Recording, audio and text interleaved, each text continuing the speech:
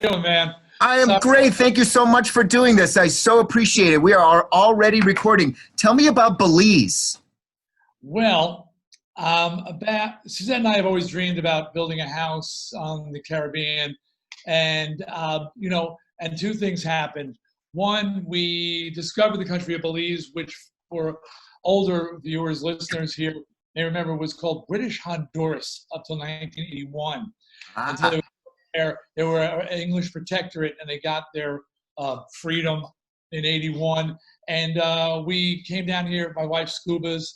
I came with the family. They wanted to swim with the whale sharks. Didn't even know what Belize was. Found this Central American country on the Caribbean that's English speaking. It's the only English speaking country in Central or South America. got And it. we left with a piece of property, and that was again the thing, and people, we all talk, everybody, young and old, one day I will, one day we're gonna, and we all have these dreams. And Suzette and I got to this point where we said, we always thought about one day building that house on the beach, and we said, are we going to be those people who talked about it? Because it's not easy. It's an undertaking, and it's not just an economic one. It's just the effort of moving and building and achieving at a distance. And we just said, yeah, we're going to do it. About 5 years ago, made it happen, and we spend a lot of time down here now. And yes, you expect me to be broadcasting from a dungeon. Instead, you're looking at an orchid and some Sweet. little. Well, I've got the Matisse behind us, so we're like surrounded by art. This is Maya art. This is the local people, and I'm in the guest room, so it's peach. But I always tell people, Perfect. I tell people, That is so not heavy metal. That is so not heavy metal. I just want to say in my defense, the torchlight in my dungeon wasn't. There's no internet signal down there either, so I have to be here. That's hilarious. Speaking of not heavy metal, on tour with Rocktopia, one night my dressing room was right across the hall from yours, and I walked down to grab a cup of coffee, and I'm walking back, and I'm hearing somebody warm up opera style. And I'm like, Rob was not on tour with the show at that time, and it wasn't James Valenti, wasn't Tony Vincent. So I walked down to your dressing room. It's like, that's Dee Snider warming up. Are you classically trained? Okay, two things about that. First of all, I was yeah. Well, I've been singing rock and roll since I was 8, and I've been singing in the Glee Club and choir since I was 8. Wow. And I was a classically trained countertenor.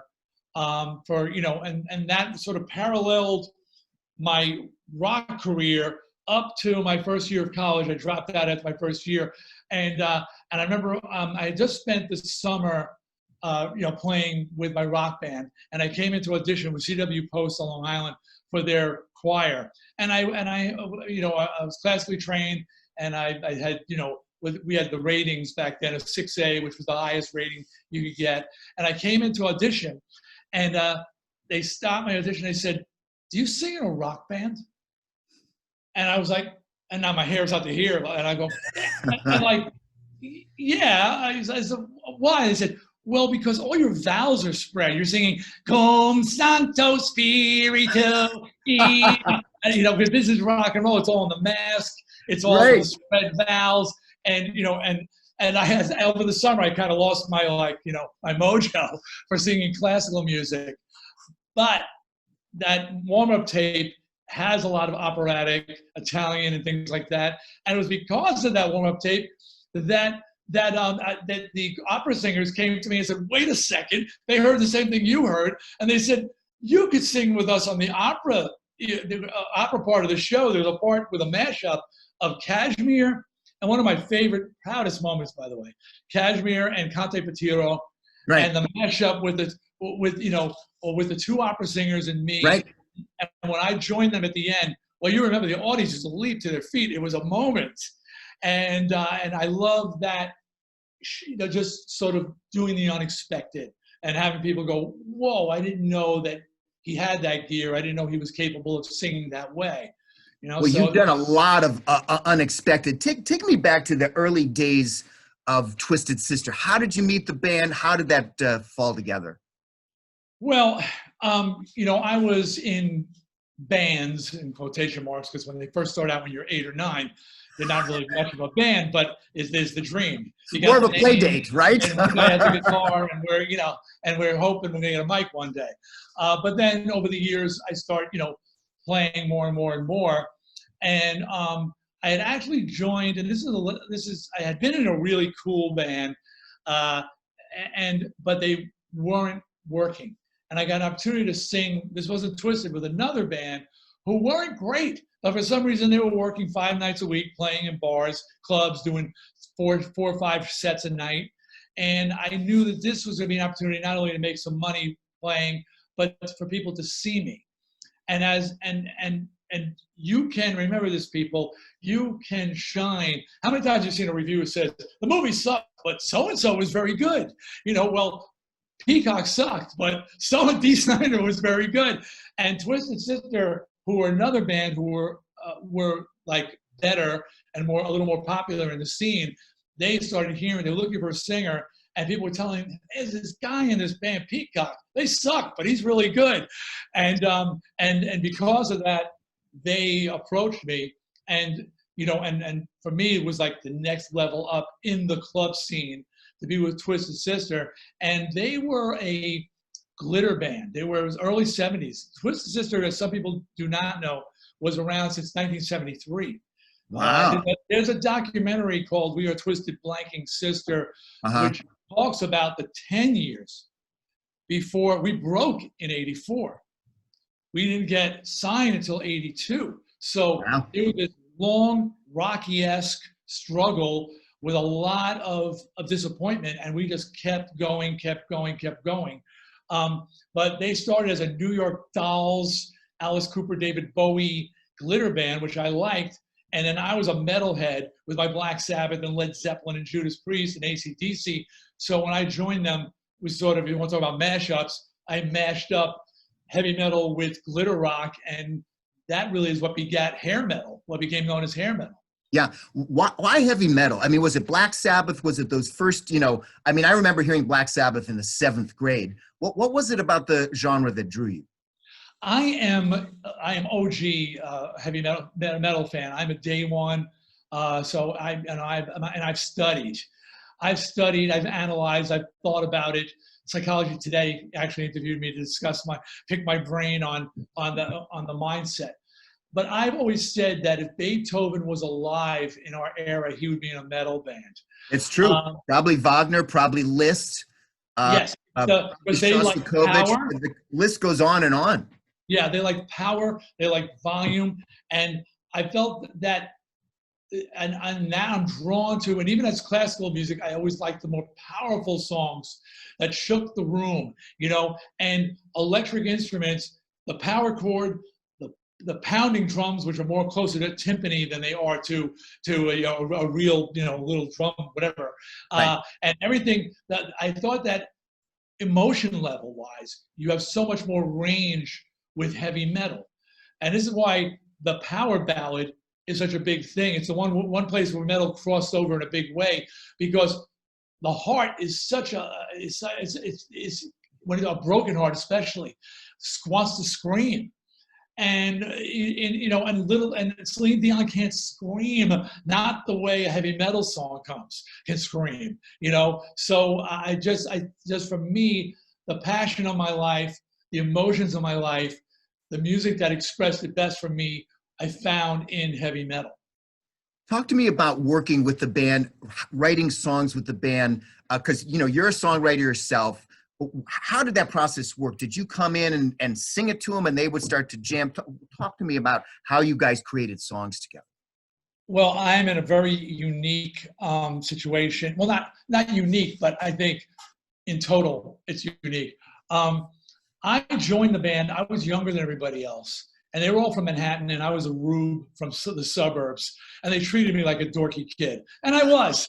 I realized they were from Manhattan and the Bronx, and they were older and they were cool, and I was like, this is so exciting, and I was, I was a dork, and I realize it now, but it really upset me that they were treating me like that, and I didn't like the originals they were writing, and I complained about it all the time. And one day they said to me, "Do you have any originals?"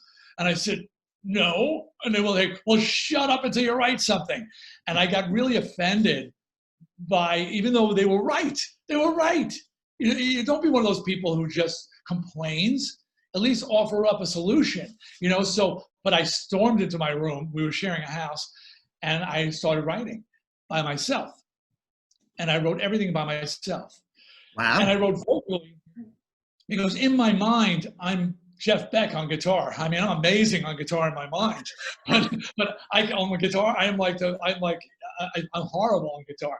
So I would come out and I would sing the riffs to them, and I tell them what the drum part was, but do it all vocally, all verbally.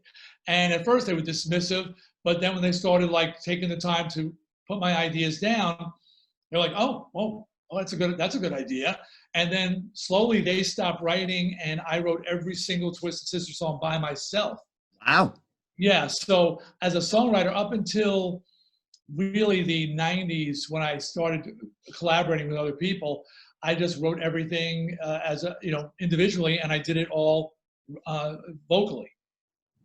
So the band broke, would you say in 84, you got your contract in 82, but when is the first time you heard your songs on the radio? Well, 82 was our first deal. It was an independent deal over in England. That fell apart. Then we got a deal in 83 with Atlantic Records, released our second album. Yeah. We broke in England first. We couldn't get a deal in the United States, and like many American rock stars, Stray Cats, Jimi Hendrix, Joan Jett, we wound up going to England. And I remember coming back from England after we started breaking, and people, when they first met me, would say, "Where's your accent?" Because they learned about me through the import record. They thought you were a British band? Yeah, the English magazines, because we were living over there. Yeah. And so we had to do it ass backwards. But I'll tell you two moments here in my music. The first time I heard my music, it was on sorry about that. Oh, no problem. It was on the metal show, in the big metal show in England. It was the first time we were getting any airplay. Wow. And we knew it was going to come on at 8:05 on the metal show. Tommy Vance, we were so excited. It broadcast all over England, and we're sitting there, and he put it on the wrong speed. So it was playing. So it was like, oh my God. And now I'm a radio guy. Now I've been doing radio for almost 30 years. Right. So I know that when you start the record, you pot it down, you turn down the volume in the studio while you get the next song ready. Right. So he didn't know that it was on the wrong speed. And it went for about half the song, and we were dying 1,000 deaths. So he finally realized what was going on, and he literally apologized. He says, "Sorry about that, boys," because he knew we'd be listening, So, and he replayed the song. And that is literally the first time you heard your song on a radio. Yeah, at half speed. It wound up becoming a hit in England, but not in the States. But in England, we were on top of the pops. But the big moment for me, and the one I tell people as a story, was when we released Stay Hungry and released We're Not Gonna Take It. Right. In the States, there's a lag time between back in the day it was, where it coming out till it sort of gets to the stores, gets to the radio stations, it's put on the air, and it's actually like 6-7 weeks. So we immediately left for Europe, because there it's very immediate, and we started touring in England. We were already a hit over there. And when we heard it was going well, came home, and I got to the house, and Suzette, my wife, always brings me down to earth quickly, "I am a god!" "Yeah, go to the grocery store. We need milk for the baby." Okay. Here, 37 years, empty the garbage, clean off the balcony. That's it. We're married 37 as well. We've been together 44. So yeah, you know what it's like. I do. But anyway, I get in the car to go up to and I turn on the radio, and We're Not Gonna Take It's playing. I went, all right, that's cool, man. We're not going to take it. And so just out of a whim, I changed stations to the other rock station, and We're Not Gonna Take It's playing. And I was like, whoa, that's pretty cool. And I said, I'm going to go for the trifecta. There was 3 rock stations in the New York area. I hit the button. We're Not Gonna Take It was playing. No, at the same time on all 3 stations. All 3 stations. And I said, all right, this is happening. This is, wow. The song is resonating. And then, we had to actually move out of that house rather quickly as it just exploded. And I was living in a regular neighborhood, and people just started making our house a destination. So It was exciting times. Awesome. And was that 84? 1984. It was record came out in May. Yeah, May. So Yeah, May 10th. It was my sister's birthday. May 10th, 1984. We're not going to take it out. Yeah. It's breaking. 1985. You're testifying in front of a Senate committee. Yeah. I mean, it was like right after. And I must tell you, Dee, I've watched that footage multiple times. I was just absolutely, I don't know, intoxicated by it. Take me to that moment. You nailed that moment brilliantly, my friend. Thank you. Were you nervous before? How did that affect you and the band? How did that affect you and your family after? All right. Well, it was a Senate hearing in 1984. It was 85. Yeah, but it was started really in 84. I remember it was starting to be this. It was Reagan era. It was a very conservative time. And it started to be this sort of backlash at rock music, and this PMRC started up, the Parent Music Resource Center. Right. Some senator's wife, Al Gore's wife, they were making a movement to rate rock records. And I was out on the road, and I was kind of public enemy number one at that time, being that weird, crazy band. I mean, there was religious protests at our shows. I was arrested for profanity in Texas. It was that kind of thing going on. But I was like, hey, yeah, I'm that crazy rock guy. Sure, exactly. And Make it headlines, man. Yeah, this is what I expected. And first we laughed off the PMRC, and all of a sudden, but it kept growing, and it was becoming more and more of a political issue. And so now you cut to 1985, and now the Senate is actually having a hearing to discuss the rating of records. And we're like, holy crap, this is like, first of all, they weren't even thinking of making it a law. It was actually technically illegal. Well, as we've learned, people do illegal things in politics. You go, how can they do that? They can't, they do it anyway. And now we're really seeing that play out now. Yeah. So I don't know where the call came, but I got the message through management that they wanted me to know if I'd come testify.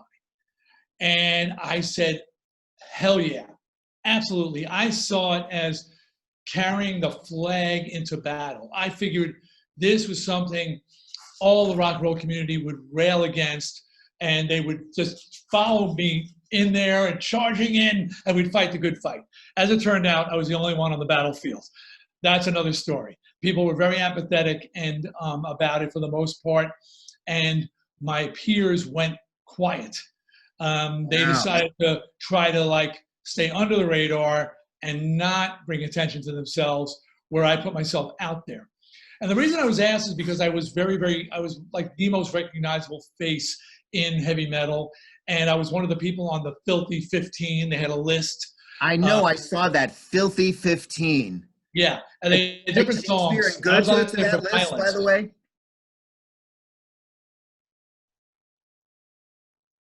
Repeat that, please. There you go. Repeat that, please. Are we adding Shakespeare to that list? Yeah, well, we easily could. Nobody ever. It's funny when the murderer is a metal fan or a hip hop fan, we hear about it. But nobody ever talked about what Jeffrey Dahmer was listening to, because I'm pretty sure it was Barry Manilow. But we're not going to point out that Barry Manilow makes people eat people. We're not going to do that. But if he had listened to Marilyn Manson or Twisted Sister, it would have been all over the news. It's very, very selective like that. Yeah. So I was on the Filthy 15, and they brought me in, and they really didn't vet me. They just assumed by the way I looked that I just must be a moron.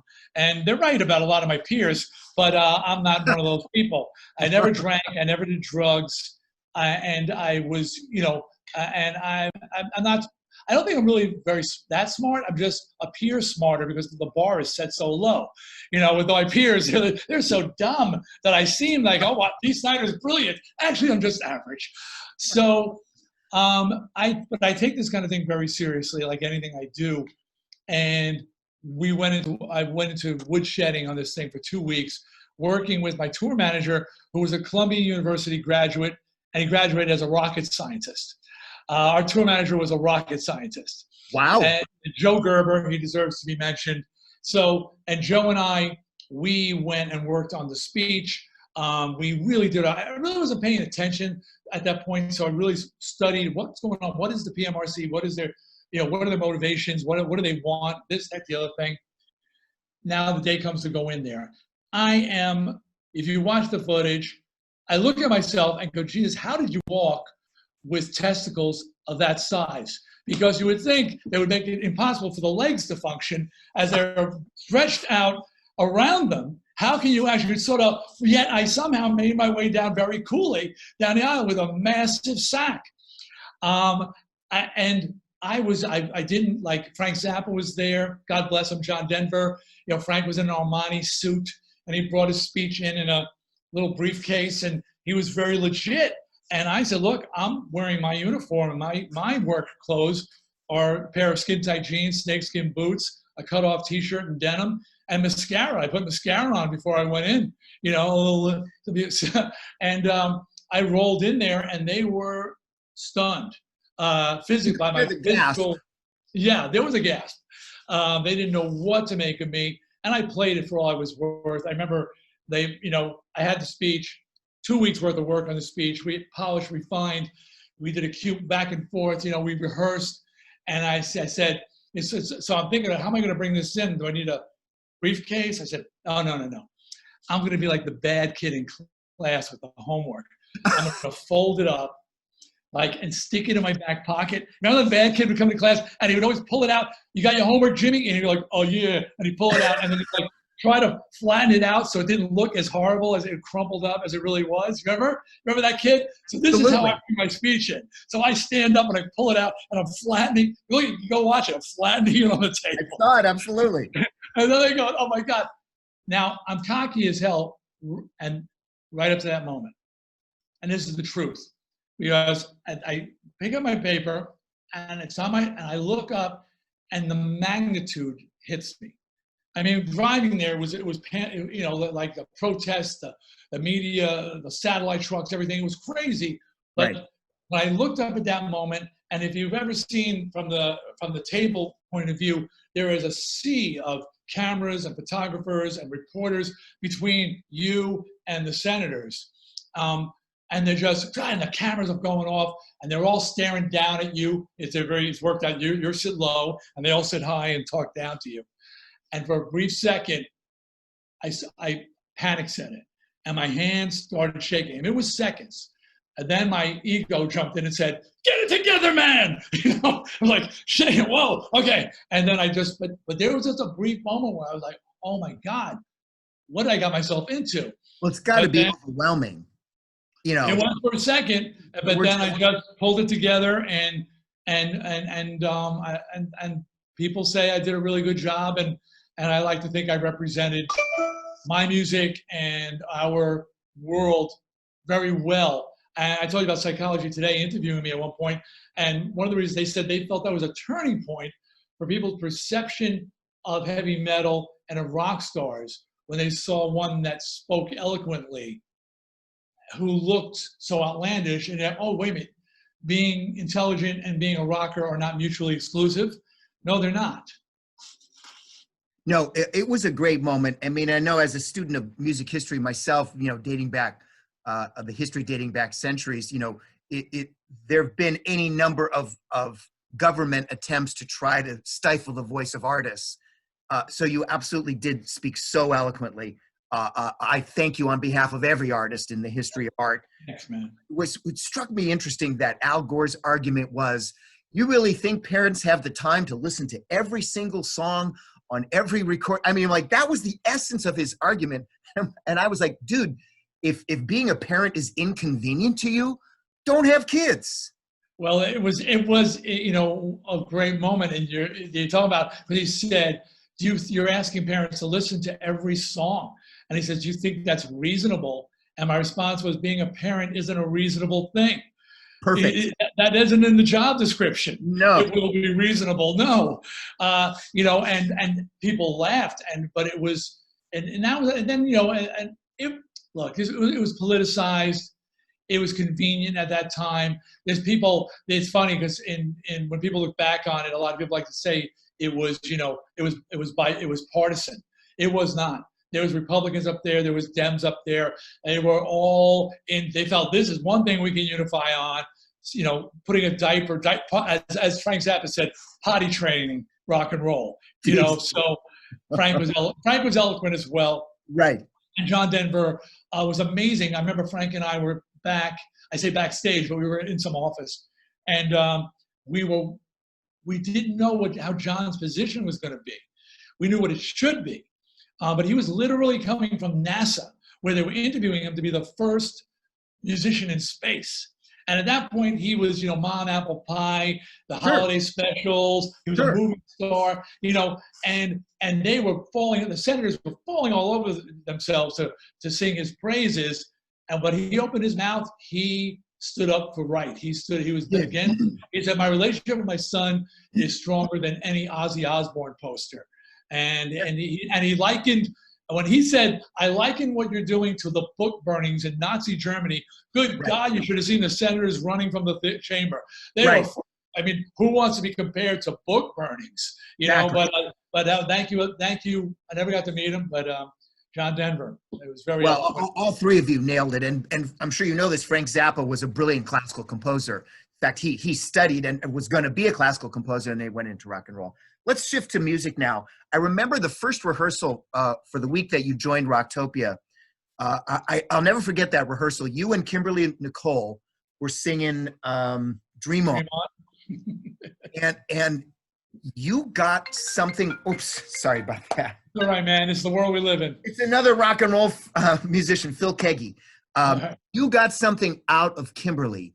It was electrifying. The emotionality and the contact, the juice that was happening between the two of you. Talk to me about, and you've collaborated as an actor, as a producer, as a radio show host. You're really a Renaissance man entrepreneur. Talk to me about the way artists connect with each other and what happens in terms of that unspoken chemistry. Because it was there. I had goosebumps. I remember that rehearsal in Kimberly. And to me, look, all's fair in love and war. I want to be challenged, and I want to challenge other people. And, you can be friends outside of the ring, but when you get in the ring, my job is to knock you out, and your job is to knock me out. You know what I mean? And it's not about, so I want you to be your best, because when you're best, you're going to make me my best.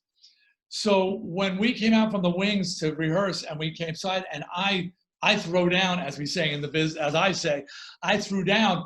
Well, she started throwing down. And I remember when we got to the end of the song, the people, all the cast, everybody's crew were all cheering. And she said, so that's how it's going to be? I remember. Exactly.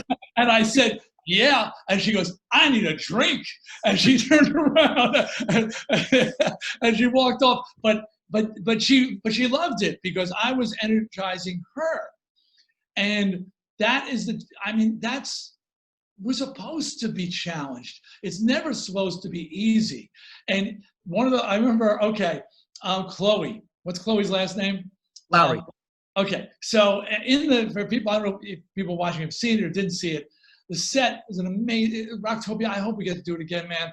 It was one of the great times of my life, truly. I'm glad to hear that. I loved it, and Chloe, so we rehearsed the songs, and now it's the show. And we didn't run through the whole show because the other guys know the whole show. It wasn't like I didn't have to see the other songs. So I'm standing on stage. My first song is Stairway to Heaven, a nice, mellow, builds up. And Chloe Lowry is doing, which song was it that she did? Which she would go right before me. It was a heart song. Alone. People, she is destroying the place. I mean, she sings this song, and I say this better than Ann Wilson sings it, period. Okay? It's not an argument. She blows Ann Wilson off the stage. I'm standing off stage, and Chloe, I've got to go on next, and Chloe is taking the place apart. So after she just, the ovation's insane, her performance is insane, And then the music comes down and goes into the very mellow beginning. And it's a long, before I come out on stage. And I walk around to the side of the stage where Chloe's just come off. I said, hey, Chloe. And she goes, yeah. And I don't really, there was a pause in the music too. I hit it wrong. I didn't realize. I go, F you. And I walk away. And Chloe's like mortified. So oh I my walk God. away. So I go out and I sing this and I do the song. Yeah. And after the show, Chloe comes over and goes, Dee, was everything okay? I said, no, that was my highest compliment. And she said, what? I said, you made me have to work harder. You challenged me to go out there after that and be great. That was the highest praise I could give you, was just an F you for making it that hard on me. And by the end of my time with you guys, everybody was saying F you to everybody backstage after they said, hey, F you, F you, F you, nice job, good work, F you. So it was like, but that's rock and roll, man. But yeah, to me, it's about, and I welcome that. I welcome that, because if I'm not good enough, I shouldn't be there, period. Awesome. You know, you are, I used the term earlier when we were chatting, Renaissance man. You're involved in radio. You hosted your own TV talk show. You're an actor. You've produced a product for Broadway. You've performed on Broadway. Tell me a little bit about the entrepreneurial side of you, because there's so many artists that, you know, sang in a great rock band, had a bunch of hits, and that's it. You know, are these projects that came to you? Are these projects that you have developed and are searching for this constant stimulus? Tell me about the entrepreneurial side of you. I was actually supposed to direct my first feature film I was supposed to direct my first feature film in May, but it got postponed for a movie I wrote. And now I've got a second movie that's already been given to me to direct, and I'm writing an 80s horror film that they're rebooting. So I've got two movies I'm going to be directing, and I've never directed anything before. But I've been close enough that I think I'm ready at this point in my life. You know, people always ask me about that, and you know, when I say, and I tell them it's 10% inspiration and 90% desperation. And it's the truth. I woke up in the early 90s and there was a memo on my desk that said, we're not doing what you do anymore, signed grunge. And and I literally woke up in the 90s and I was told, we don't sing like you, we don't perform like you, we don't write songs like you, and we don't look like you. This is everything that you spent your life working for, everything you studied. I was like somebody who had majored in a form of medicine that they found a cure for. And like, oh yeah, we don't need your services anymore because we've cured that. They're like, but that's what I do, is I help people. No, we don't do that anymore.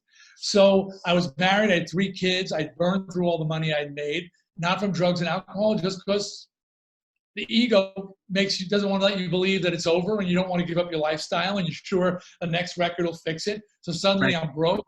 Wow. And I go, well, what am I going to do now? And many of the things I did were just because they were offered. Like, you know, some people heard me talking and said, you know, you got a really good voice. You could do voiceover. I was like, okay, how do I do that? So I started auditioning, and I've been doing voiceover for a long time. Right. Now, radio I always wanted to get into, but that required me, and this a lot of the things are self-motivated, because people don't. Just because you are a singer in a band doesn't mean you'll be good at radio. Just because you are good at radio doesn't mean you can be an actor. Just because you can play football doesn't mean you can direct a movie. They're all separate skill sets, and you need to either develop them or have those talents. But they're not just because you do one doesn't mean you can do the other. Right. And so radio, I wanted to get in radio, and I had to start on a local station, a metal show, 10 to midnight Sundays for $1.380, doing it all myself. But now I've been doing radio for 30 years. Yeah. After doing Broadway, I was in Rock of Ages. I've got the Broadway bug, and I wanted to write a musical, and I wrote it and staged it in Chicago, and it was a holiday musical, and in Toronto for 2 years, which, you know, so I wanted to write a movie, and I wrote my first, I started writing screenplays. I taught myself, and now I've been writing quite a few, but Strangeland was produced. Now I'm going to direct My Enemy's Enemy, a new movie that I wrote. Right. So I've just sort of challenged, and what it comes down to is accepting challenges and challenging myself. And I also do not like to hear "you can't." Makes me really angry. I decided I was ready to write a novel, fictional novel. And I wrote a few chapters and I really worked on it. And I've been writing screenplays. I wrote my memoirs and I felt I was ready. And I presented it to an agent. I just wanted feedback. And he emailed me, said, "Dee, stick to singing. Let the writers do the writing." Well, that was all I needed to hear. Right. Because that to me is the most motivating thing in the world. Because A, Awesome. it was just too flippant, and B, don't just tell me I can't, and I will prove I can. So right now, I finished my novel, 56,000 words. It came out really well. It's out at publishers now. So Great. I know I'll get it published. And the first copy is going to go to that a-hole, and it'll be signed F you, and not in a good way. Not in a good way. Exactly. One final question, because I really appreciate your time here, bro.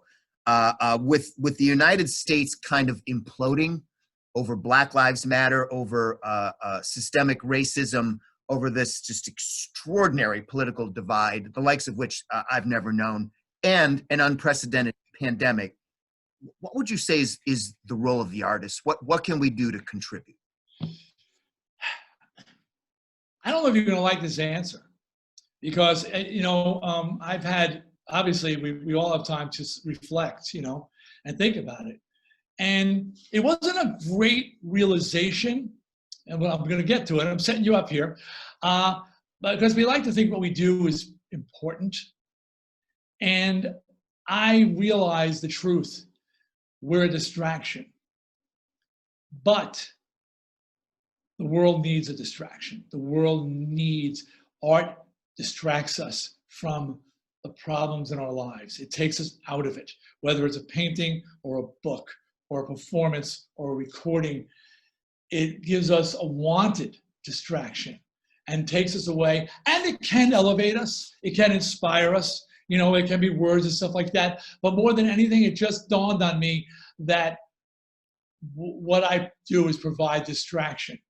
And, when I did radio, I did talk radio for many years.